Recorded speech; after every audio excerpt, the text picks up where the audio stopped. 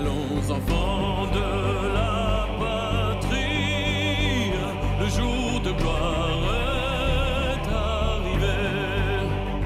Contre nous de la tyrannie, l'étendard sanglant élevé, l'étendard sanglant élevé. Entendez-vous dans les campagnes mugir ces féroces soldats?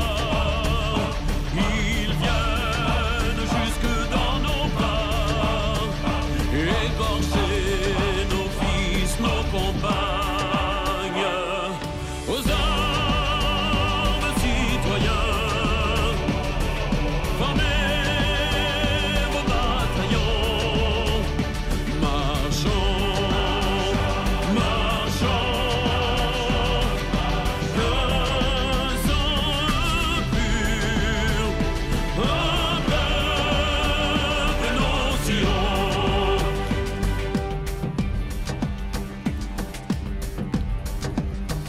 Nous entrerons dans la carrière quand nos aînés n'y seront plus.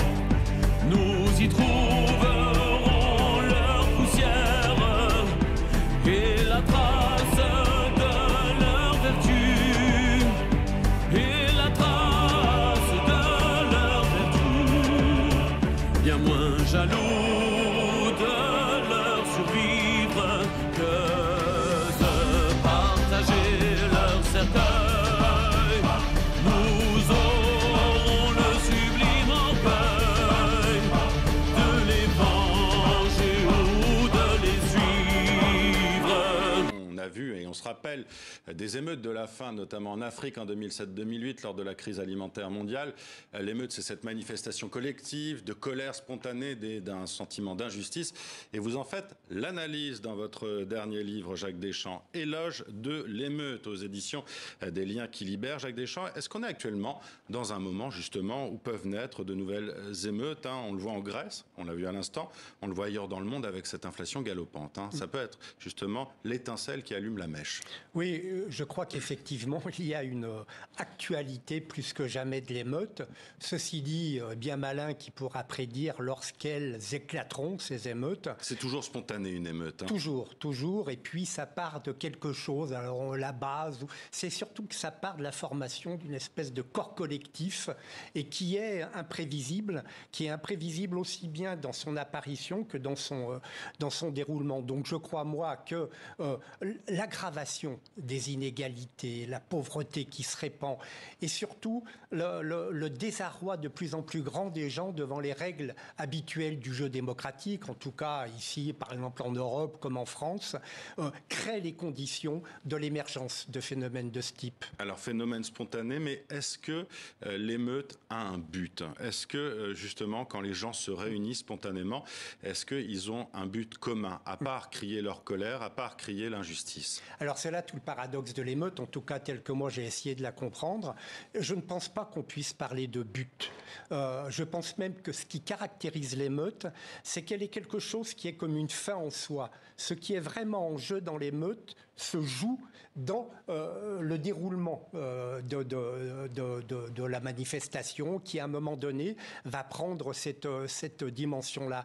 Donc, je ne pense pas qu'il y ait de but. Il peut y avoir des buts au départ, mais qui sont très vite dépassés dans quelque chose d'autre et qui renvoient, et c'est mon idée, à des choses dans l'être humain qui sont très profondes.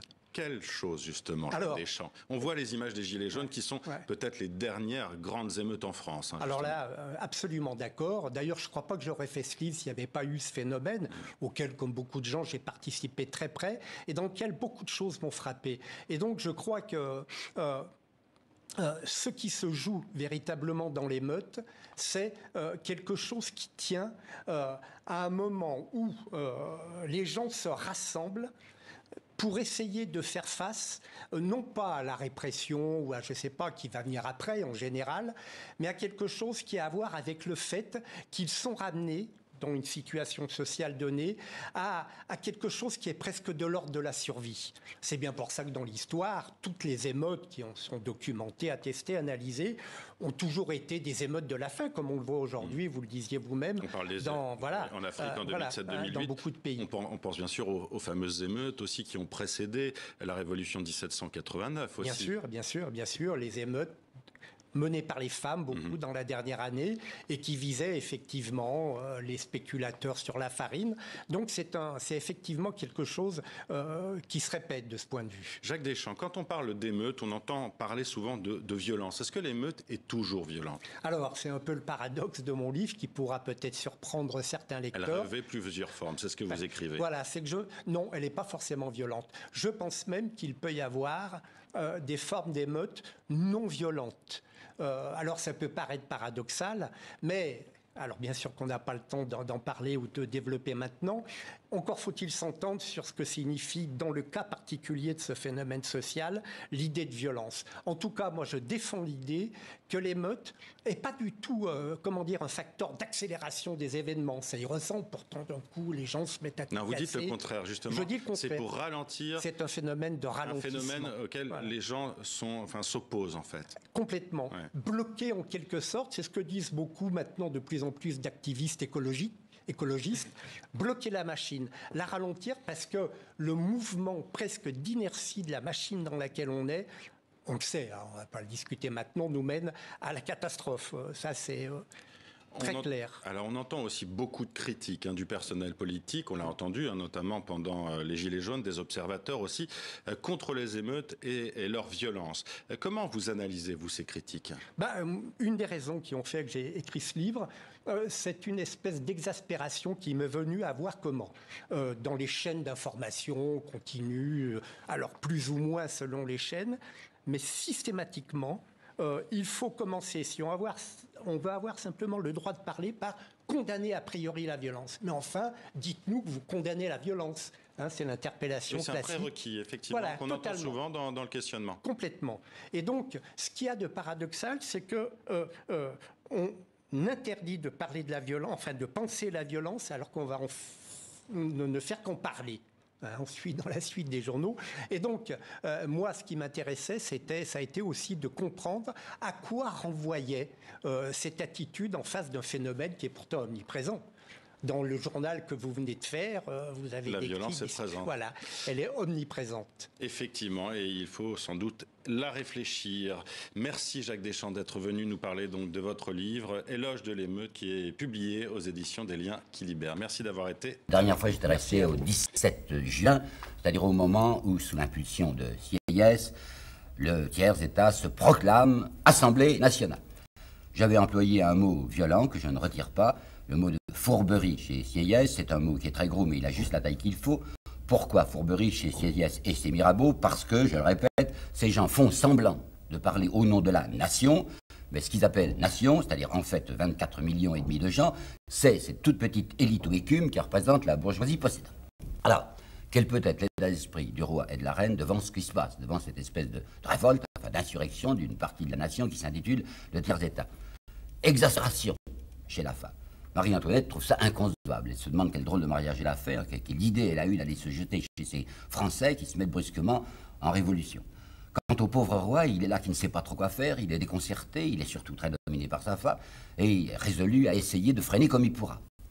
Alors sa misérable, sa minable riposte à l'attitude des États généraux le 17, c'est de fermer leur salle de réunion, de fermer la salle de réunion du tiers-État le 20. Lorsque ces types arrivent, le matin il pleuvait, du reste, il faisait un jour épouvantable, les députés se voient interdire l'accès de la salle, il y a des soldats qui sont là, on leur dit, il y a des réparations, enfin, il n'y a pas moyen que vous entriez. On n'ose même pas leur dire d'une manière brutale, vous n'avez pas le droit de réunir, on vous dit, mais non, aujourd'hui c'est pas possible parce que la salle est en réfection. Alors c'est ce jour-là, le 20 juin, que les députés du tiers vont se réunir dans une autre salle, dite la salle du jeu de paume. C'était vrai, à Versailles, il y avait une salle où les courtisans, où le roi parfois jouait au jeu de paume. Et c'est dans cette salle où personne ne peut s'asseoir, où ils sont là debout, que le fameux serment du 20 juin a lieu. Qu'est-ce que c'est que ce serment? Mounier est un des chefs de file de la bourgeoisie montante, et ce jour-là, c'est Mounier qui dit à ces députés qui sont réunis par hasard dans la salle du jeu de paume, puisqu'on leur a fermé leur salle, qui dit: nous allons prendre l'engagement solennel solennel, à main levée, enfin devant Dieu, on va jurer de ne jamais se séparer avant que la constitution de la France soit faite, soit établie. Alors qu'est-ce que va faire le roi? Eh bien, le roi hésite encore beaucoup et prend conseil de Necker. Necker, vous savez, au fond, il est très affolé. Enfin, tout ça le dépasse. Il avait l'impression que c'était une erreur d'avoir lancé les États généraux. Enfin, tout de même, le roi décide de faire une séance royale. Il va réunir tous les ordres le 23. Si l'on écoute les propos que va tenir le roi ce 23, on voit qu'il cède pas mal de choses, qu'il recule sur bien des points. C'est un ton, si vous voulez, autoritaire, mais autoritaire pour avouer les concessions. Quelles concessions? Eh bien, ce 23, le roi annonce qu'il accepte, et même qu'il ordonne, l'égalité fiscale. Ça, il n'avait jamais osé le faire. Vous savez qu'on avait tenté depuis des années, depuis 1771, enfin à cause de l'opposition des parlements, on avait tenté d'obtenir que les nobles se décident, et que le clergé aussi se décide à payer. Jamais on n'avait pu y arriver, il y avait l'obstacle du Parlement. Le roi se dit, après tout, les États généraux sont utiles en ce sens, les gens de la roture sont assez nombreux pour imposer leur volonté aux nobles. Je ne veux pas le dire, moi, le roi, qu'ils sont nombreux et qu'ils imposent la volonté, mais je m'en vais me servir de ce levier pour faire payer ces nobles qui refusaient de payer. Alors, 1, égalité fiscale.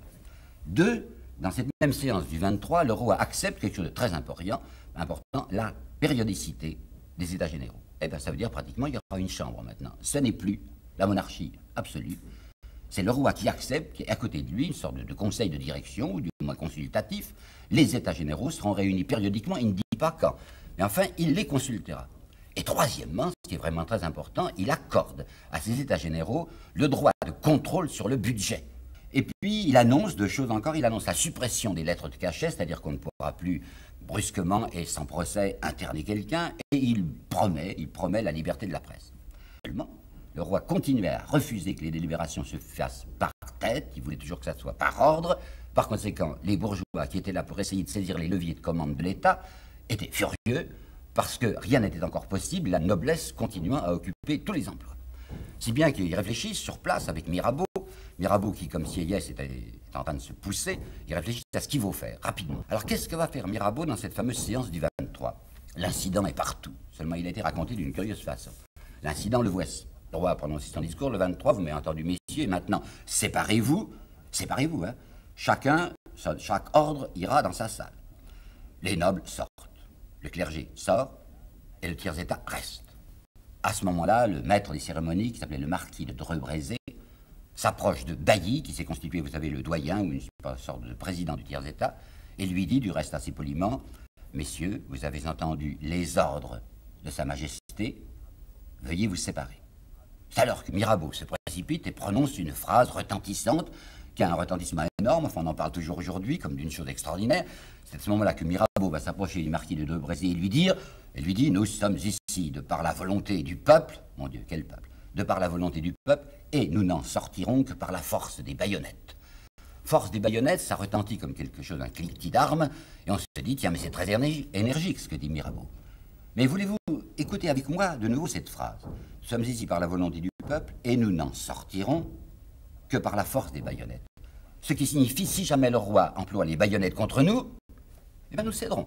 C'est-à-dire que c'est une soumission conditionnelle. Tout aurait été différent si Mirabeau avait dit « Nous sommes ici de par la volonté du peuple. Et si le roi utilise la force contre nous, nous appellerons à notre secours le peuple, c'est-à-dire les bras nus et les gens à pic, et nous n'en sortirons pas. » Tandis qu'il n'en est pas question.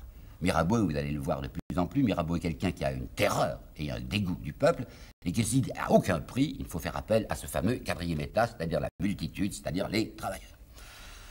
Le marquis de Dreux-Brézé a une réponse que je ne peux pas citer ici parce qu'elle est extrêmement inconvenante. Lorsque Mirabeau lui fait cette phrase en disant « Nous ne sortirons que par la force des baïonnettes », il tourne les talons en jetant une interjection inconvenante. Il va trouver le roi et il lui dit « Ces messieurs ne veulent pas bouger ». Et le roi, qui est presque aussi inconvenant, répond « Ils ne veulent pas s'en aller, ben foutre qu'ils restent ». Et il va céder. Le roi va céder parce que le lendemain 24 juin par conséquent, le clergé, poussé par les petits curés, qui sont 208 sur 291, le clergé vient rejoindre ce tiers-état qui s'est constitué en Assemblée nationale. Et une partie de la noblesse, pas beaucoup, 48 nobles, qui sont conduits par le duc d'Orléans. Le duc d'Orléans, c'est le cousin du roi et il a des arrière-pensées. Il serait très content que le roi soit balancé pour prendre sa place. Conduit par le duc d'Orléans.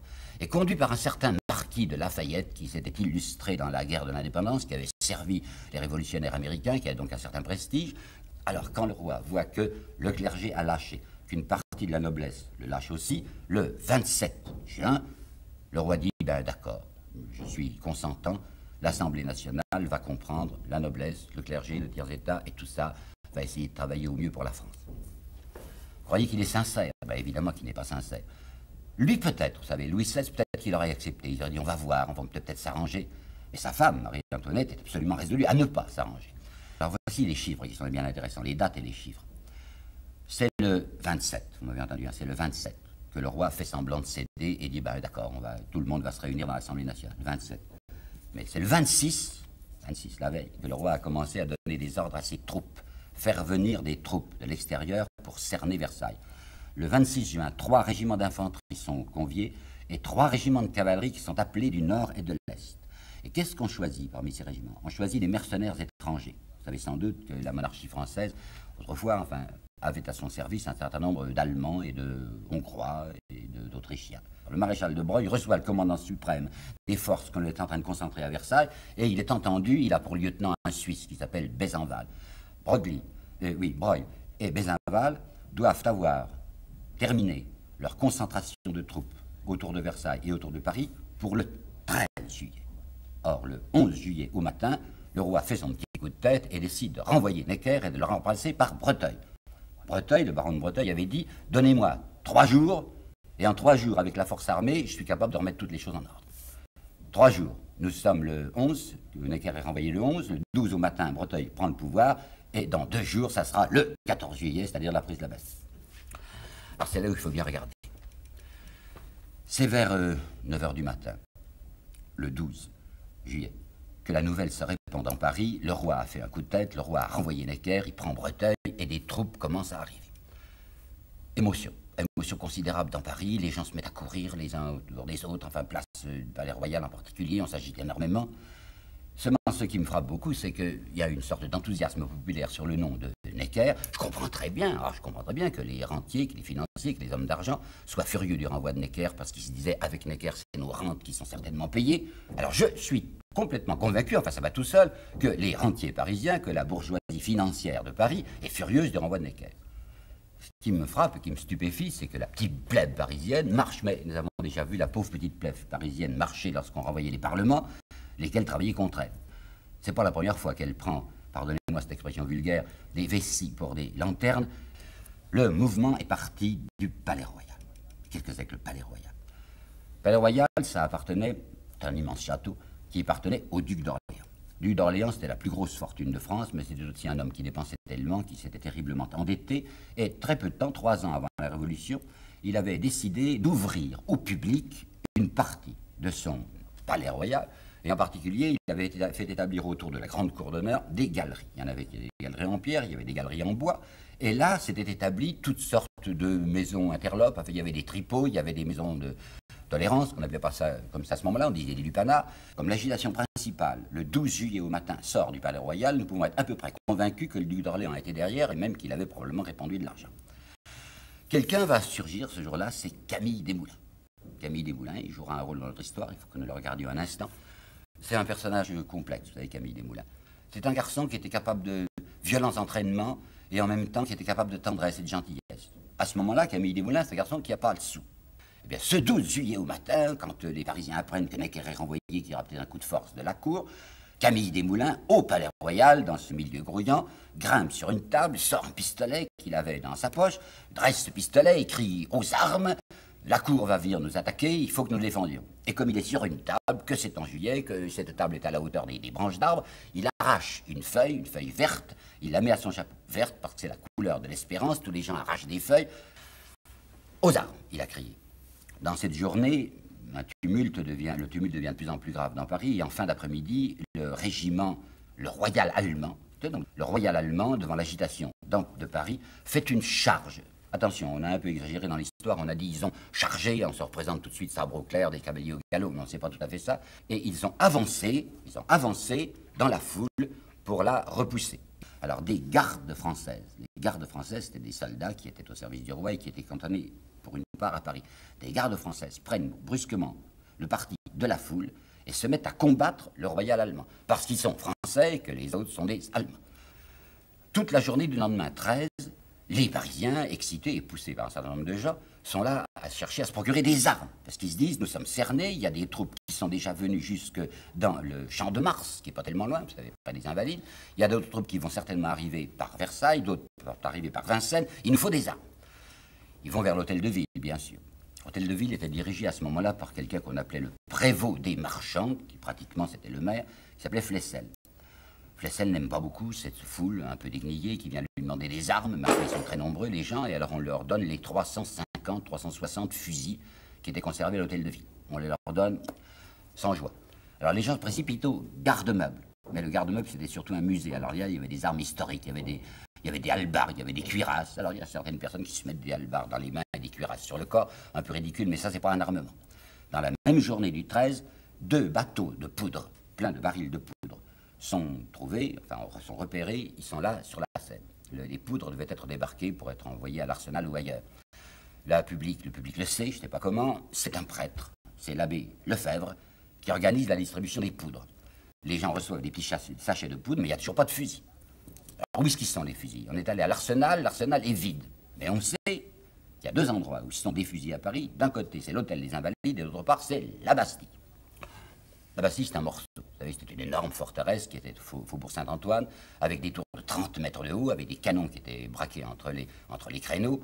Pas facile à enlever. Tandis que les Invalides, ça semblait plus facile. Alors le 14 au matin, et il s'était produit dans la nuit du 13 au 14 quelque chose de très dangereux, très redoutable. Le petit peuple s'était jeté sur le mur des fermiers généraux, vous vous rappelez, le mur de l'octroi, et avait incendié 40 octrois sur 54. Ça commençait à prendre une mauvaise allure de 4e État en mouvement. Le 14 au matin, toujours conduit par ce prêtre, l'abbé Lefebvre, 8 à 10 000 personnes se précipitent dans la direction des Invalides pour prendre des armes. Il y en a en effet, il y a plus de 30 000 fusils et quelques canons aux Invalides. Qui dirigeait les Invalides? C'était le marquis de Sombreuil.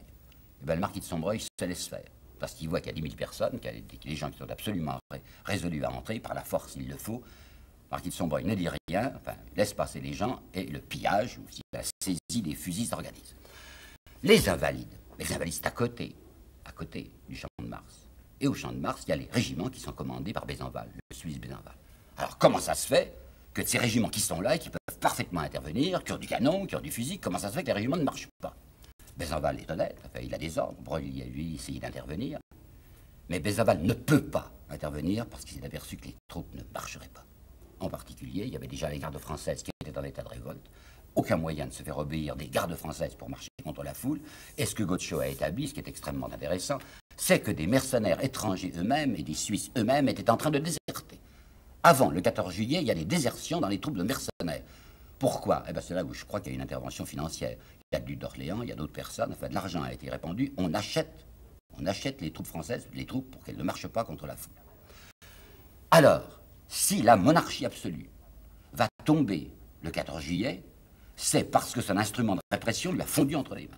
C'est parce que le roi qui espérait se servir de l'armée s'aperçoit que cette armée ne marchera pas. Et si Besenval n'ose pas donner l'ordre à sa troupe d'attaquer contre la foule qui est aux Invalides, c'est parce qu'il se dit « je vais m'exposer à une humiliation terrible, on va s'apercevoir que les troupes ne veulent pas m'obéir ». Ils lui diront « sire, il n'y a pas moyen, les troupes ne marcheront pas ». Alors ce 14 juillet, voyant qu'il n'y a pas de défense, la foule a maintenant ses fusils, 30 000 fusils, elle va se porter sur cette Bastille, et la Bastille représente quelque chose de terrible. Premièrement, une forteresse au centre de Paris, ou du moins, si vous voulez, à l'est de Paris, capable, avec ses canons, de pulvériser, si elle se met à tirer, le Faubourg Saint-Antoine. Et d'autre part, c'est un symbole, la Bastille, parce que c'était là où on enfermait les prisonniers que les lettres de cachet avaient désignés.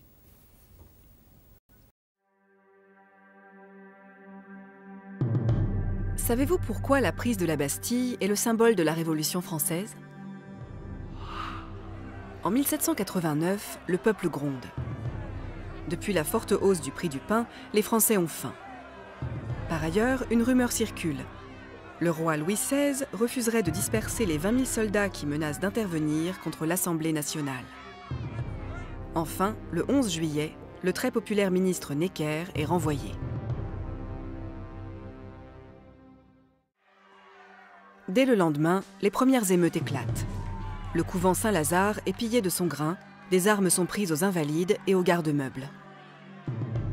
Pour contenir les insurgés, le roi mobilise des troupes autour de la ville et dans le même temps, une milice bourgeoise est constituée.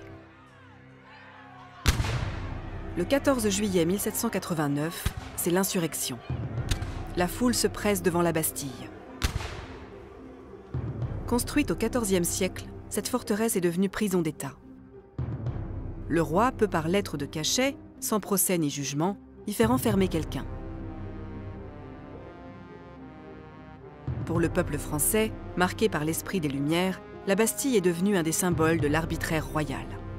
Leur idée n'est pas d'attaquer cette prison presque vide, mais d'exiger des armes et le retrait des canons pointés sur eux. Après avoir commencé par négocier, Launay, le gouverneur de la Bastille, fait tirer sur la foule. Ce tableau anonyme témoigne de cet événement qui inspira de nombreux artistes qui ont contribué à l'imagerie de la propagande révolutionnaire. Aux abords du pont-levis de la forteresse, le sol est jonché de cadavres. On y voit des gardes français et des gardes nationaux qui se sont affrontés. Les piques, les baïonnettes levées, la fumée des incendies, tout concourt à dramatiser ce moment héroïque et libérateur d'un peuple assoiffé de justice. En premier plan, les canons évoquent l'argument majeur qui fut à l'origine de la prise de la Bastille, le retrait des armes pointées sur le faubourg Saint-Antoine. À l'aube du 15 juillet, le démantèlement de la Bastille est ordonné officiellement par le comité permanent de l'Hôtel de Ville de Paris et à la fin de l'année 1789, la forteresse est presque totalement détruite. La prise de la Bastille est la première intervention du peuple parisien dans le déroulement de la Révolution française.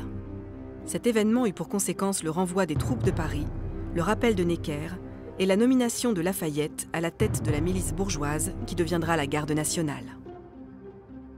Le 14 juillet 1790, en commémoration de cette date, une grande fête de la Fédération a été organisée sur le Champ de Mars.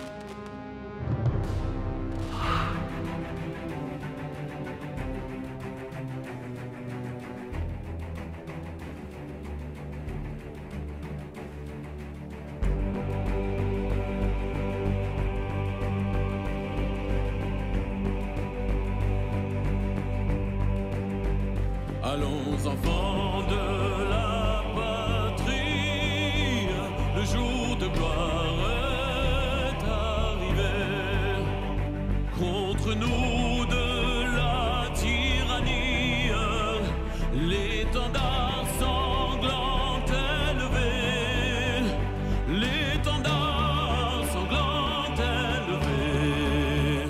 Entendez-vous?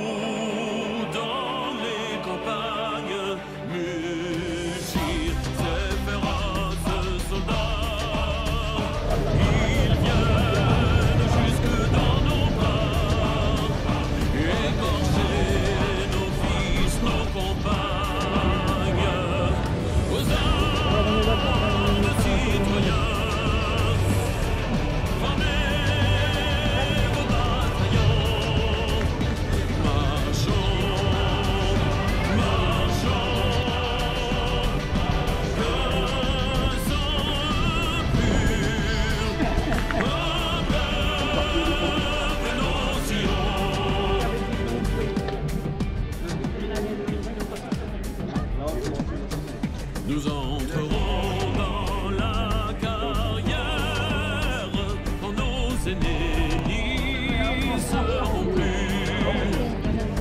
Nous y trouverons leur poussière et la trace de leur vertu. Et la trace de leur vertu. Bien moins jaloux de leur survivre. Non, on est là, on voit. Pas mal, quoi. Ah, ça commence.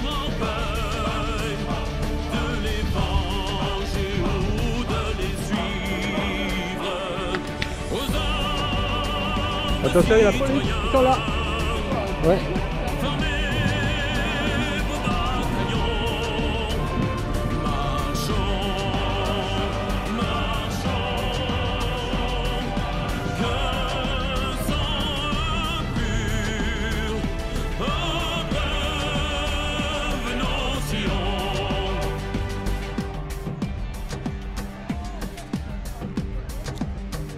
Amour sacré de la patrie, conduit, soutient nos braves vengeurs. Liberté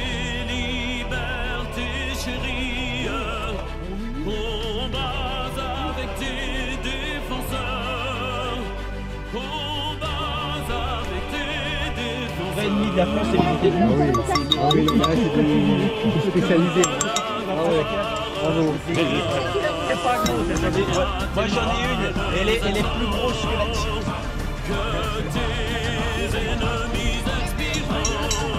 Je filme.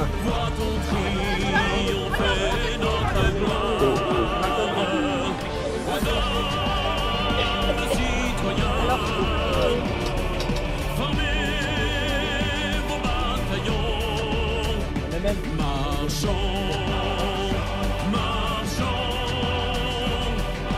que sang pur, entre nos sillons.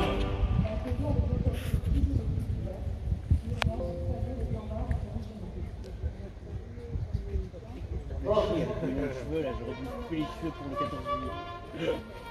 Fais une natte, fais quelque chose. Oui, quelqu'un ne veut pas lui faire une natte. Je change de coupe de cheveux. Non, c'est une natte.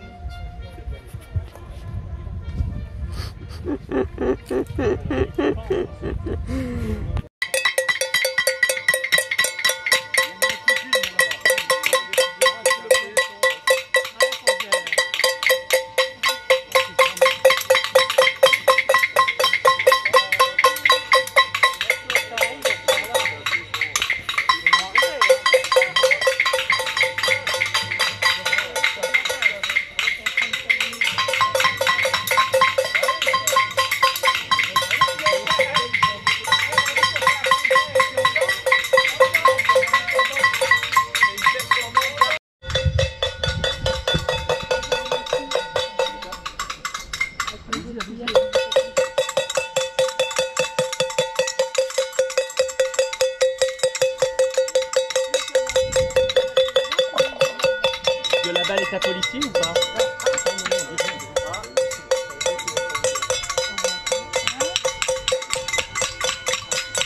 Ouais.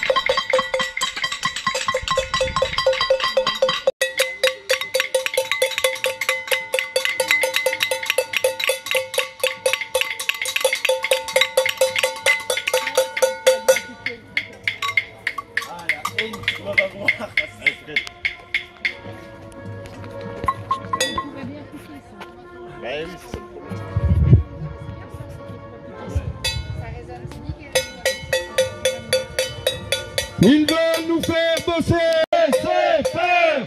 Ils veulent nous faire bosser jusqu'au cimetière. Mais on va pas se laisser faire. Ils veulent nous faire bosser jusqu'au cimetière. Mais on va pas Se laisser faire. Ils veulent nous faire bosser jusqu'au cimetière. Mais on va pas se laisser faire.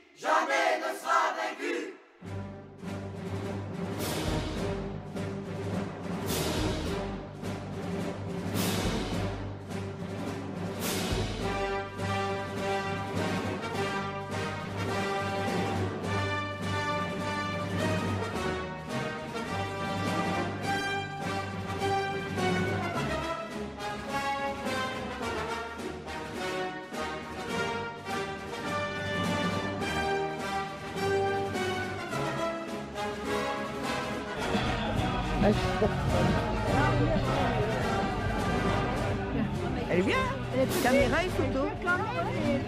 Elle est toute petite, elle arrive quand même. Ah ben c'est les caméras de...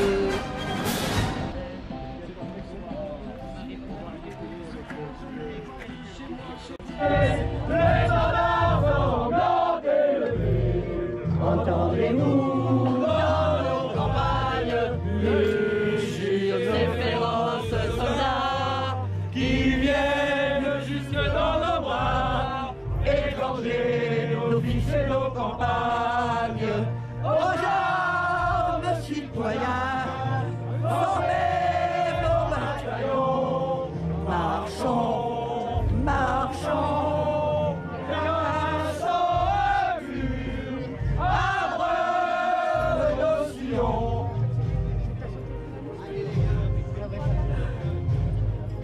Le 14 juillet, c'est ça, hein? Vous m'avez fait tomber, pourquoi? Moi, je veux dire, franchement, pourquoi on m'a poussé, on m'a fait tomber, moi? Mais c'est le monsieur, là, qui m'a fait tomber. C'est une mesure de sécurité pour nous. Mais sécurité quoi, on chante? Mais c'est qu'une seule personne. J'ai chanté aussi. Après, c'est le choix des collectifs. Tu demandes un médecin. Mademoiselle attaquée. Ah, alors, c'est lui qui m'a fait tomber, hein? Moi, je vais lui prendre une photo. Ah oui, des peines de prison. Ils sont donnés pour rien. Ça suffit! Tu commences à faire, hein, toi, hein? C'est nous ici, ça suffit! Ouais, c'est toi, je suis peut-être gonflant, mais on se retrouvera, t'en fais pas, va. Il m'a fait tomber!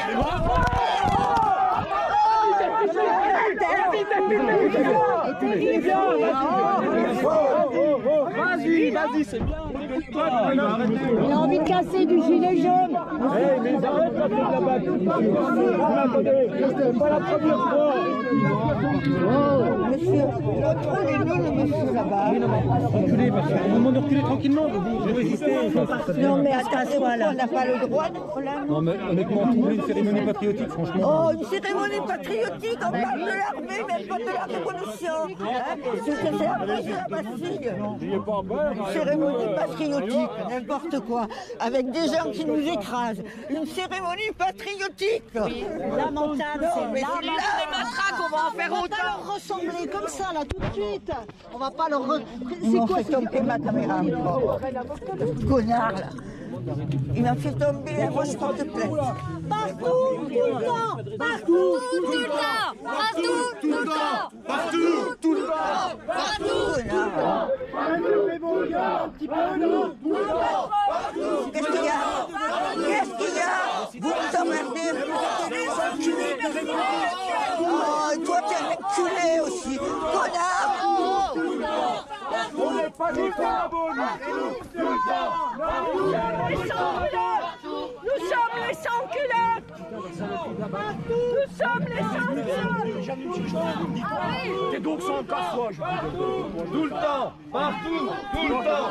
Partout, tout le temps. On va manifester dans la... Ah bah l'État policier. Ah bah l'État policier. Ah bah l'État policier. Ah bah l'État policier. Ah bah l'État policier. Ah bah l'État policier. Ah, l'État policier. Ah, l'État policier. Oui, mais ils ne savent pas tous ces gens. Ils ne savent pas tous ces gens. Ah, l'État policier. Ah, je ne savais pas que tu étais avec nous. Putain, ils m'ont fait tomber ma... Ils m'ont fait tomber ma caméra. L'État policier. Macron nous fait la guerre. Et ça, police aussi. Mais on est derrière. Pour bloquer le pays. Nous fait la guerre. Et ça, C'est le 14 juillet.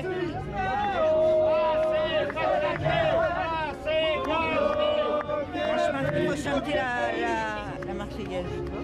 La Marseillaise! Aux armes! Assez, gagé! manifester, assez gazé, assez matraqué. Vous nous empêcherez pas, vous nous empêcherez pas de manifester, assez gazé, assez matraqué. Vous nous empêcherez pas de manifester, assez gazé, assez matraqué. Vous nous empêcherez pas de manifester, assez gazé, assez matraqué. Vous nous empêcherez pas de manifester, assez gazé, assez matraqué. Reste, ils veulent l'attraper. Non, ils veulent l'attraper. De manifester, Allez, restez avec nous, assez gazé, assez matraqué.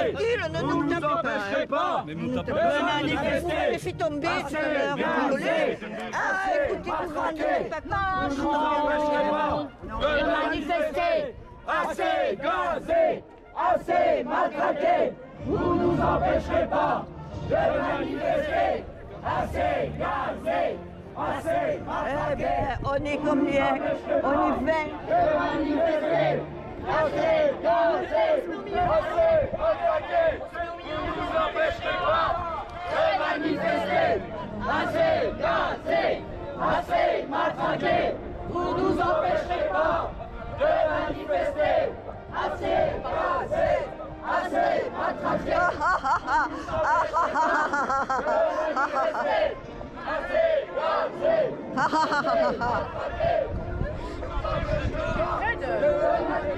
Comme ils ont pris le presse, t'as vu, puis la petite. Ah, et moi je suis tombée. Ah oui. T'as envoyé en l'air. Ah oui. J'ai vu le presse, la petite jeune. Il m'a attrapé, il m'a poussé. La petite jeune, t'as vu comme ils l'ont. Non, mais c'est la bac. C'est la bac. Ouais.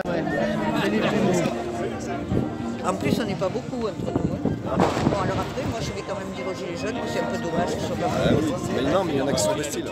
Oui, mais quand même. T'as eu le temps de filmer, toi, ce qui s'est passé? Ah non, mais pas filmer quand tu étais par terre, parce que moi, je suis tombée. Je sais pas s'il y en a qui ont filmé. Il y a Jackie qui a filmé. Ah, c'est bien. Jackie qui a filmé, ou je ne sais plus qui c'est qui a filmé. Ce qui s'est passé, moi j'ai Quand pas il filmé. était par terre. J'ai pas de. Ah non, c'est pas toi. Ah, ben, Qui c'est qui a filmé quand Fred était par terre? moi j'étais dessus, j'étais avec. Qui c'est qui a filmé quand Fred était par terre? Moi, non. En fait, moi j'étais presque à côté de lui et quand il s'est fait attraper, j'étais derrière et le temps que je vois ce qui se passe, si tu veux, Il m'a j'étais. poussé. Moi, il m'a fait tomber ma caméra et tout. Donc, Je les ai vus arriver, tu sais, je me suis dit, c'est pas Berthier m'avait envoyé un message, mais je ne l'ai pas vu. Pour me dire qu'il savait qu'on était là, qu'ils allaient arriver. Mais il était de l'autre côté. De toute façon, la musique les a interpellés. Quand on s'est levé pour la Marseillaise, ils ont compris, ils étaient sûrs. Mais ils le savaient. Ah, parce qu'il y en a un en face avec une grande cravate Bordeaux, je le voyais sa gueule travailler sa salive là. Je le voyais en face. Il était pas bien du tout. Allez, ça tutoie, c'est bien, manque de respect, encore mieux. On n'a pas le droit d'aller boire un coup. Moi, je suis en 14 juillet, là, tranquille, moi, j'en ai personne. J'ai pas compris. Mais pourquoi il y a un chien? Ah, bah, je sais pas. Non, non. Putain, mais c'est quand même malheureux qu'ils nous arrêtent comme ça sans motif. Laissez-le tranquille. Laissez-nous. Et pourquoi vous n'arrêtez pas les autres là? Eux aussi, ils n'ont pas le droit d'aller. Pourquoi on n'a pas le droit d'aller boire un coup? On ne dit pas que vous n'avez pas le droit de boire un coup. Oui. Il faudrait juste qu'on vous ramène pour vérifier certaines choses. J'étais pas avec eux, moi, j'ai vécu, j'ai pas compris. Pour vérifier certaines choses, c'est tout. C'est quoi certaines choses?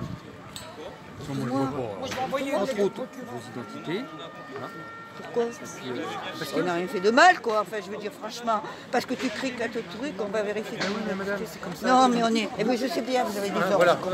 Je suis désolée. Parce qu'on était derrière vous, et voilà, moi ça m'intéresse pas du tout. Hein. Mais non, mais je suis d'accord avec vous. Après, C'est très on va voir compliqué. si on ramène tout le monde, si, C'est très compliqué, voilà, oui. Bon, alors après, ils risquent de nous arrêter, donc on s'en va. Non, mais vous nous contrôlez nos identités, c'est la même chose. Bon, là, ça suffit. Vous cherchez vraiment la merde. Non, mais ne commencez pas à vous énerver, monsieur. Bon, allez, on s'en va parce que c'est pas la peine, ils veulent vérifier nos identités.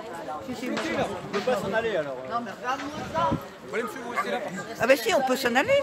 Vous m'avez dit qu'il fallait qu'on s'en aille. Non, non. Ce que je vous ai dit, c'est qu'on va tout repousser le cortège sur le pont d'Enfer Rochereau. là où une dizaine de policiers en fait étaient en train de bloquer les gilets jaunes pour les empêcher de retourner aux abords du défilé. À un de ces moments, un policier du coup m'a abordé pour me demander qui j'étais, ce que je faisais et si j'étais avec les gilets jaunes. Donc je lui ai dit que je faisais partie de la presse et puis que j'étais là pour Média 25, missionné par Média 25. À ce moment-là, il m'a demandé, en fait à ce moment-là, il m'a dit du coup, ah bah oui, vous êtes avec eux, sur un ton dédaigneux. Ça a duré un moment sur le pont d'Enfer Rochereau et ensuite les policiers ont repoussé les gilets jaunes devant le parking du marché Beaux-Arts. Et à ce moment-là, en fait, ils ont embarqué tout le groupe, donc il y avait une quinzaine, une vingtaine de personnes. Et moi, je filmais donc l'interpellation. Et pendant l'interpellation, le policier vers qui je m'étais présenté, en fait, m'a poussé dans le dos et il m'a dit bah alors, Monsieur Bip, vous venez avec nous. Donc ils t'ont appelé Monsieur Bip. Ils m'ont appelé Monsieur Bip, ouais. Puis je lui ai demandé du coup confirmation de est-ce que vraiment il était en train de m'embarquer avec les autres. Il m'a dit que oui. Et là, on est monté dans le camion. Donc il y avait 3 personnes assises derrière le siège conducteur, une personne assise sur le côté, et moi j'étais debout dans la soute du camion avec 2 policiers qui étaient debout également. Ils nous ont emmenés au commissariat avec les sirènes et de manière très rapide. Et dans le commissariat, ils nous ont tous fait descendre en nous sommant d'éteindre nos téléphones. Et donc pendant que moi j'éteignais mon téléphone, un des policiers en civil qui voyait pas que j'étais en train de le faire, en fait m'a dit qu'il fallait vraiment que je le fasse. Sinon mon téléphone risquait de tomber, ou il risquait de se casser, puis ce serait quand même dommage. Après me faire une leçon du coup de morale sur la notion de respect. Ils nous ont mis en... Alors que t'as pas manqué de respect, on est d'accord. Moi j'ai rien dit, j'ai fait tout ce qu'on m'a dit de faire et j'ai éteigné mon téléphone. Mais pas assez rapidement du coup. Ensuite on a été mis dans une salle d'attente, donc tous ensemble, donc du coup avec les 15 gilets jaunes. Ils nous ont pris un par un pour prendre nos identités. Donc ils nous ont demandé nos papiers. Là moi j'ai montré ma carte de presse. Ils nous ont demandé l'adresse, le numéro de téléphone aussi. Et ils nous ont mis en attente. Toujours sans rien nous dire ni pourquoi on était interpellés, ni ce qui allait se passer. Et au bout d'une demi-heure, ils nous ont fait sortir 2 par 2 par a priori des portes différentes, quoi. On a été quand même par rapport au fait d'avoir balancé un slogan, hein, du coup on a été quand même maltraité, c'était violent, mis à terre. Il y a pas moi, mais il y a une autre personne qui a été menottée et puis du coup il y a quelqu'un qui était venu nous aider, quelqu'un qui est assez âgé, du coup ils l'ont poussé, ils l'ont maltraité. Marie s'est pris un coup de matraque, enfin voilà, c'était quand même assez violent. Puis à la fin, les chiens, plein de fourgons, enfin voilà, pour nous interpeller. Donc voilà, ils nous ont demandé si on était là librement. En fin de compte, non, on a été contraints quand même d'être là, quoi. Donc voilà. Mais bon, c'est plus d'intimidation. De toute façon, c'est toujours le même. Hein, c'est le préfet qui continue la répression. Et puis voilà, c'est de l'intimidation. Même eux, ils se demandaient un peu ce qu'on faisait là parce que vu que le 14 juillet en général c'est assez chaud, ils ont autre chose à faire qu'à garder à vue des gilets jaunes. Hein. Donc voilà. Ils ont pris nos identités, notre téléphone, et puis ensuite ils nous ont mis dans une salle, et puis 3 par 3, ils nous ont fait sortir, mais on ne savait même pas qu'on allait sortir en fait. On a commencé à marcher dans un long couloir, et puis voilà, et puis à un moment donné, elle nous a dit, bon écoutez, vous allez voir le feu d'artifice et vous restez calme. Donc ils nous ont fait sortir, et donc les 3 par 3, mais séparément, pas dans des endroits, tu vois, pas dans les mêmes endroits, mais en fait, on ne savait absolument pas pourquoi. On était là, moi Fred, quand je l'ai vu se faire pratiquement étrangler par un mec de la BAC, je veux dire, moi j'ai essayé d'aller leur dire d'arrêter tout ça, et donc c'est là qu'ils m'ont poussé que je suis tombée. Donc moi je pense que je vais aller voir mon médecin parce que j'ai mal au bras. Et puis j'ai pris en photo parce que je trouve inadmissible. On n'a fait que chanter, quoi. On a chanté la Marseillaise, on est les seuls à avoir chanté la Marseillaise dans tous les gens qui étaient là. Même pas les élus se sont levés pendant la Marseillaise. Je trouve ça inadmissible. Alors on nous a dit, le flic nous a dit qu'on avait interrompu une cérémonie patriotique. Ce à quoi je lui ai dit que le 14 juillet, c'était la Révolution française, la prise de la Bastille, et c'était certainement pas ni la fête de l'armée, ni la fête de la police. Voilà, c'est tout ce que j'ai à dire. On a fait une action ce soir, on a décidé d'une action pendant la cérémonie. On a simplement chanté la Marseillaise. On a scandé un slogan et puis bon ben là ils nous ont sauté dessus, ils nous ont mis à part, ils nous ont raccompagnés un peu plus loin. Ça a été très violent. Moi j'ai reçu un coup de matraque sur le bras. On a une gilet jaune qui a eu les menottes. Fred a été à terre aussi, ils l'ont mis à terre. Et puis voilà quoi. Après ils nous ont attrapés un peu plus loin pour nous. Il y avait beaucoup de voitures de police. Ils nous ont emmenés au commissariat. Et puis voilà, ils nous ont demandé nos identités. Fred et moi, ils nous ont auditionnés. Bon ben on s'est pas exprimé, on n'avait rien à dire. Et voilà, ils nous ont libérés. À 75 ans, je suis montée pour la première fois de ma vie dans un panier à salade. Voilà. Ça